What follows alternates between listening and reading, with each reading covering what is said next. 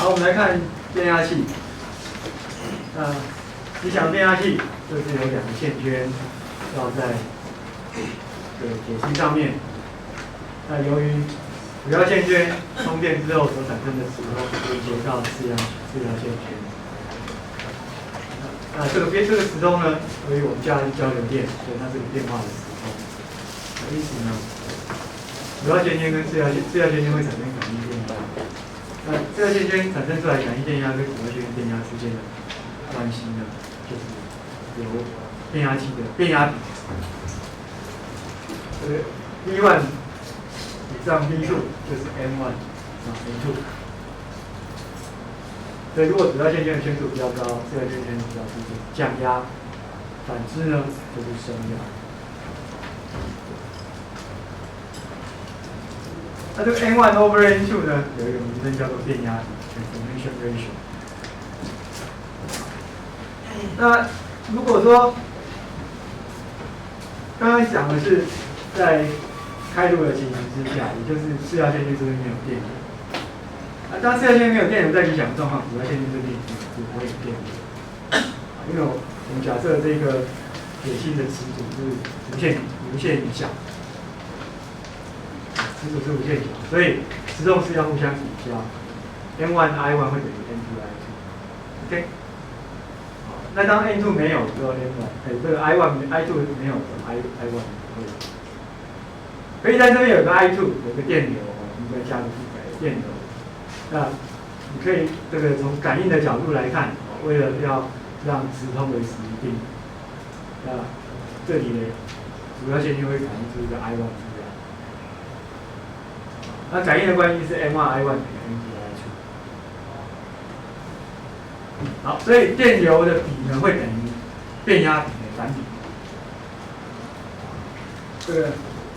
这个或是 I2 比 I1 会等于 A。那你把电压跟电流相乘，你可以得到，理想变压器它只是一个传动的一个机制而已，它没有增加能量，也没有减少能量，所以输入的能量会等于输出的能量。这从time domain来看，time domain。那因为我们这边看的是交流电，对不对？那我也可以从phasor的角度来看，相电压跟这个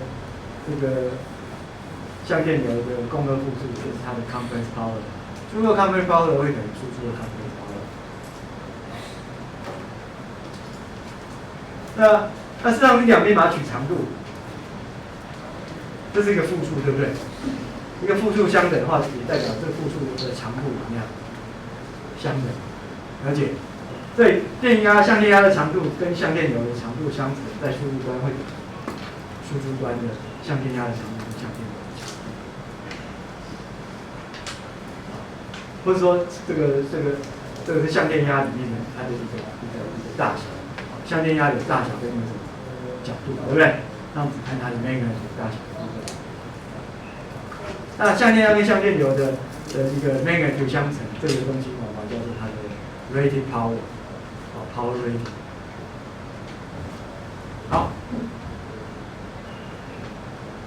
那如果说我们在次要线圈这边有一个阻抗，我们把它叫 Z2， 有一个阻抗，这个阻抗可能是电阻，可能是电流，可能是电阻。那我们用 Z 来表示，代表我们是用phasor来看，它是一个复数。那因为这个部分只是一个传动的一个机制，我们可以把这个阻抗反射到主要线圈端来。所以这边 Z2 呢，要反射到主要线圈端来。上面讲过，就是要把它怎么样除以 A 平方，对，要把它除以 A 平方。抱歉，乘以 A 平方，乘以 A 平方。你要把它反射到这里，要乘以 A 平方。那这个要把 Z2 反射到这个主要线圈端来。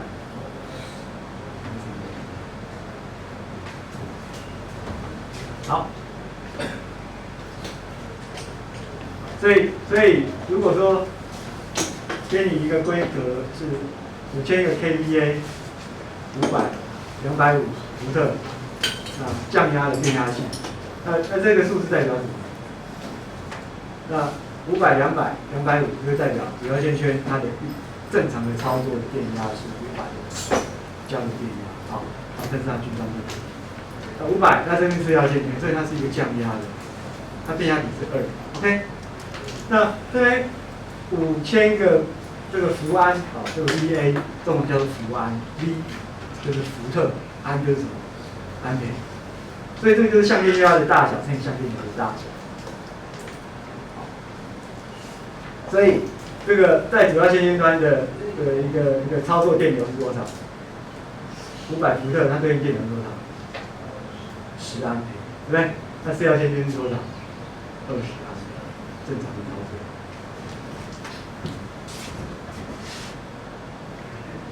好，那我们来看一个例子哈。这个理想变压器，它有150圈的主要线圈，750圈的次要线圈。那在解这些变压器或是电动机械的问题的时候，你今天看到题目，那题目讲到哪里，你就把可以算就可以算出来。所以这边变压值是多少？1/5，对不对？好，那主要线圈连接到240伏50赫兹的电流，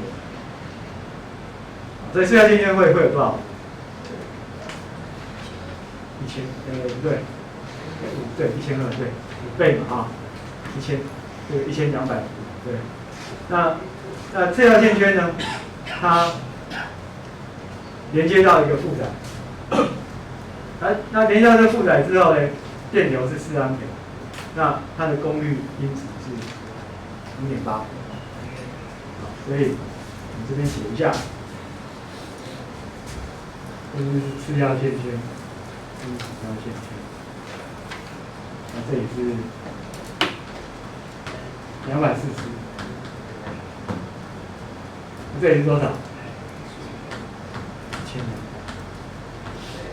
那连到一个负载，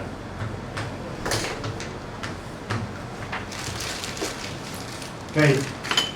我们这边要写相电压的话，我就假设定个基准嘛，这是0度，可以吗？那这里是0度，这里会是几度？也是0度，因为它只是一个变压比而已。好，那这边说它接到一个次要线圈接到一个负载，电流是4安培，4安培。那4安培这只是它的大小，对不对？我们这边是在看飞车斗内，所以它有角度。那角度是多少？0.8，0.8取 r 以上是几度？53度，是不是？是吧？看这个0.8的话，37度，对，好，所以这角度大概 r 上在一起，有没有问题？好，所以来决定，我们这刚刚就算过了嘛，potential ratio 0.2，电流在主要线圈端，所以在主要线圈端电流会多少？跟变压比成什么？反比。所以这边升压，这边进去电流会怎么样？这电流会比较大，对不对？好，这会大几倍？5倍嘛，这是20。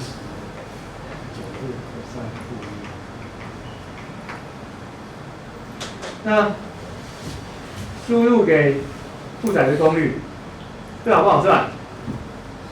好算嘛，1200乘以4，再乘以 cosine 的0.8嘛。因为要看这个10轴的投影，这个才是真正的功率。虚轴部分是什么？虚功率，对不对？前半周期吸进去，后半周期会怎么样？吐回去。了解。而中间如果有传输线的话，这个吐回去的它收不到，这就会有功率的产生。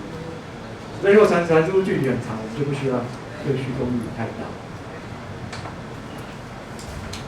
好，那第4个，在这个 flux 里面，这个铁芯里面的 flux 是多少？这个部分我们就回想一下，我们前面有看到一个公式。flux 跟电压有关，对不对？flux 的微分乘以线圈的圈数，或者这个电压，所以我们就利用这个关系。你刚刚讲50赫兹，对不对？50，n1是多少？150，是不是？它这边4.44，那1万是多少？240，好，所以把它除掉，就可以得到8n的正值。好，所以1万除以4.4是 n1。那各位注意一下，当我们再看到一些公式呢，你看到 F 这个单位的话 ，F 就是钱，所以就是赫兹的单位。看到 omega 呢是什么单位？1/1000。看到 n 是什么单位？RPM。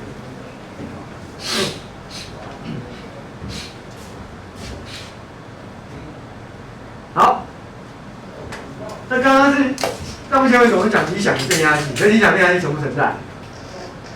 不存在哈，所以我们接下来要来看看，如果我们要去建立一个比较接近实际变压器的模型，我在理想变压器上面要加些什么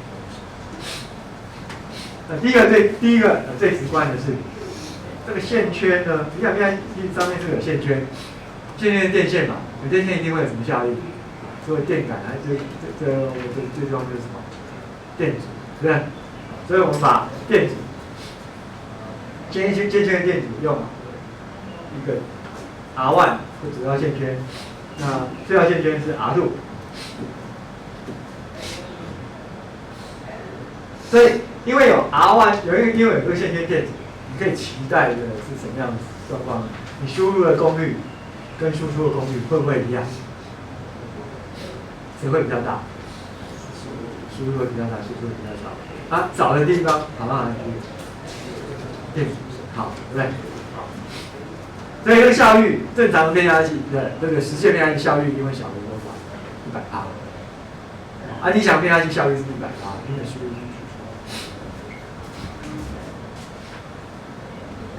好，那再来，我们先前假设说，主要线圈所产生的磁通完全连接到次要线圈，对不对？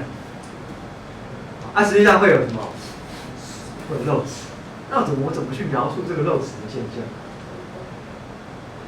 这个漏磁的现象，我要用什么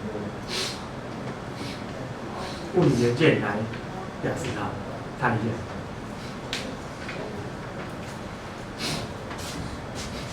来，这边会有漏磁。啊，漏磁，我在这个电路模型，我要用什么东西来表示这个漏磁的现象？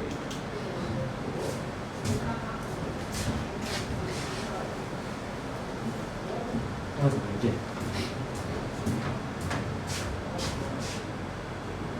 来，对。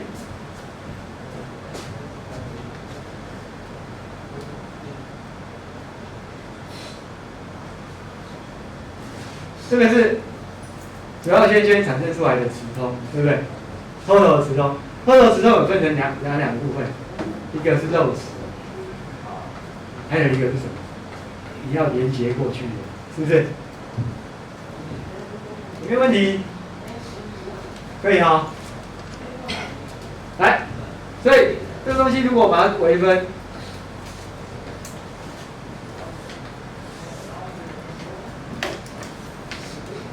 乘以 n1， 你看到什么关系？这个是输入的电压，对不对？了解。那这边是要连接过去的那个主要线圈的电压，对不对？那这个主要线圈的电压要加上某一个东西才是输入电压，有没有问题？没问题。所以我们用来表示漏磁的那个物理元件跟这个线圈的连接关系，应该串联并联。应该串联并联。串。有没有问题？没有问题啊、哦，这应该是一个串联的东西。那串什么东西？你要串的无外乎就是电路，我不可能串一个二极体嘛，这个跟二极体有关系的，我不串一个电晶体嘛。那串顶多是电压源、电流源、电阻、电阻、电。对不对？那你觉得要串什么比较恰当？什么样的元件它产生的电压是跟里面的磁通有关？电感，了解？所以我们就用一个电感来代表这个漏磁的效应，而且是要串联还是串？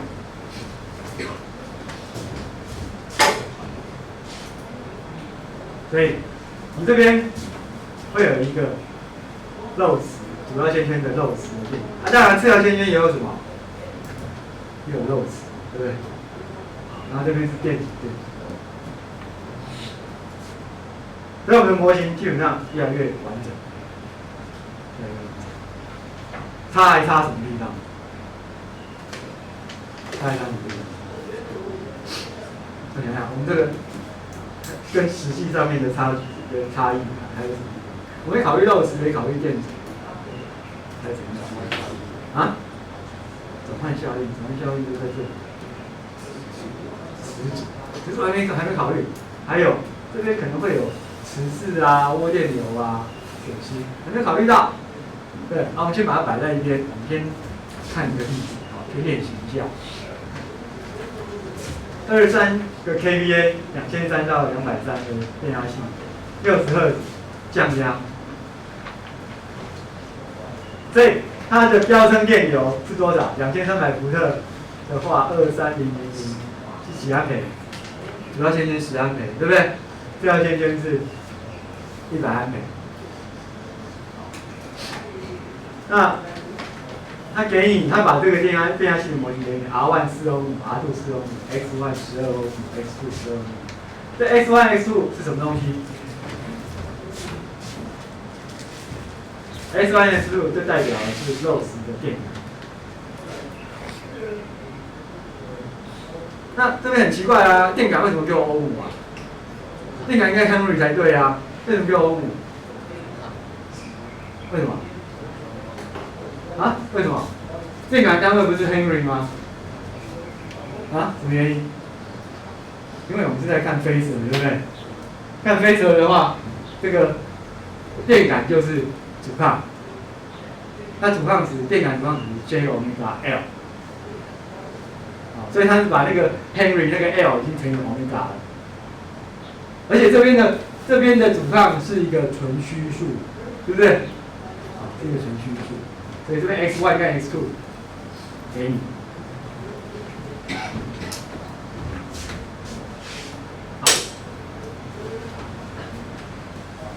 那题目说这个变压器它操作在75%的负载。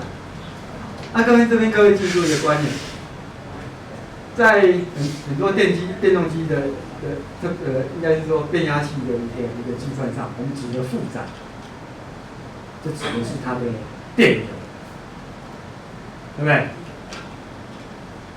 好，所以它100%的额定负载，这时候输出次要线圈端的电流会是多少？就是刚刚100安培嘛，如果100%，没有问题，没问题。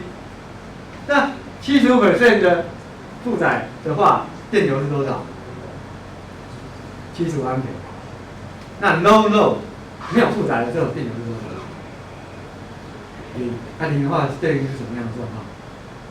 开路。了解。好，你把一个变压器输出端开路，就是没有负载。为什么没有负载？你看这边输入端有没有电流？你想想看，有没有电流？没有电流，这样没有功能。好，记住哦，在变压器的讨论里面，我们讲到负载，指的是它的次要线圈的电流。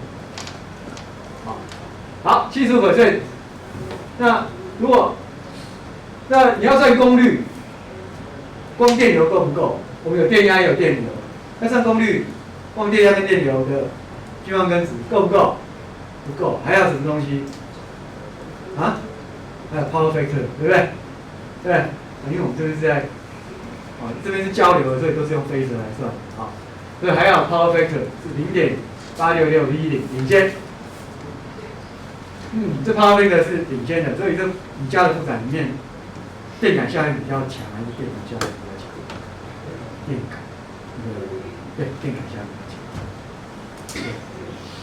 哎，不对，错，电感电容，电容嘛，了解。一般我们的 power factor 都是一般的工厂啊，一般的家，它 power factor 一般都是弱化比较。为什么？啊？线圈？为什么我们家里会有很多线圈？我们家里为什么会有很多嘛？洗衣机啊，微波炉啊，这个冷气机啊，对，电视机不知道，我去看看。电视机以前印象馆的话，可能还有线圈，现在用这种平板电视，这个是一个好问题。回家作业看看电视机的发热是多少，是领先还是落后？好，可以。当你家有很多电池在充电的话，这个就可以把发热费怎么样？稍微更正一点，让它不要那么多。因为为什么？电池是什么样的作用？电，可以吗？好，所以这个问题呢，我们要决定它的效率。那决定效率的话，我们一定要有输入的功率放在分母，对不对？输出的功率放在分子嘛。那分子的部分好不好算？好算，电流75，对不对？然后电压是230，那功率因子是0.866，那所以输出功率已经算出来了。了解？那输入功率呢？那我们就要一步一步来。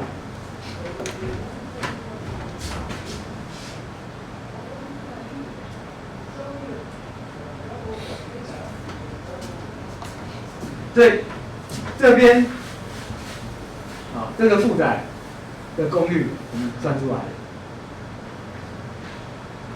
那我现在要知道的是，这个电压源它输入的功率是多少？所以我要知道什么？这个电压还有这边的电流，是不是？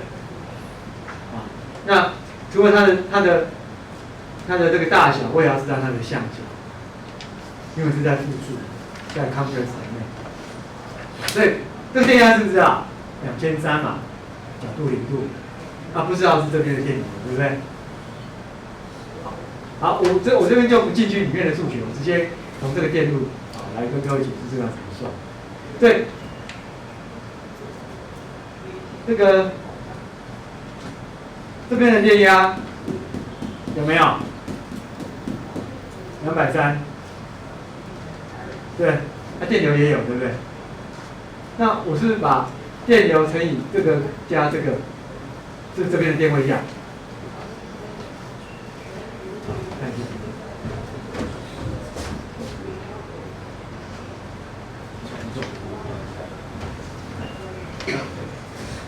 是这边的电位项。那发了我待会就不再进去里面的数学的算式了。对，这边的电位项加这边的230会等于什么？E2，对不对？那 E2是算出来，可以吗？E2算出来，E1等于多少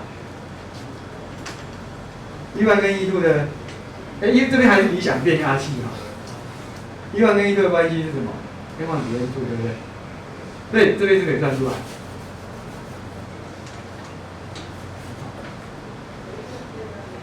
那我这边有电压，是不是？那我也要决定这边的电流。这个电压知不知道？这个电压知不知道？那这边电流怎么算？这两个电压相减除以什么？看，有没有问题？对，电流就算出来，那这个电流算出来，这边输入功率是不是就可以算？好，所以整个计算程序就是 follow 这个。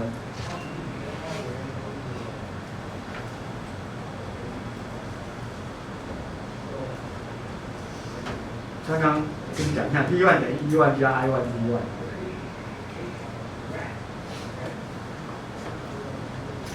我这边更正，我这边有讲错，不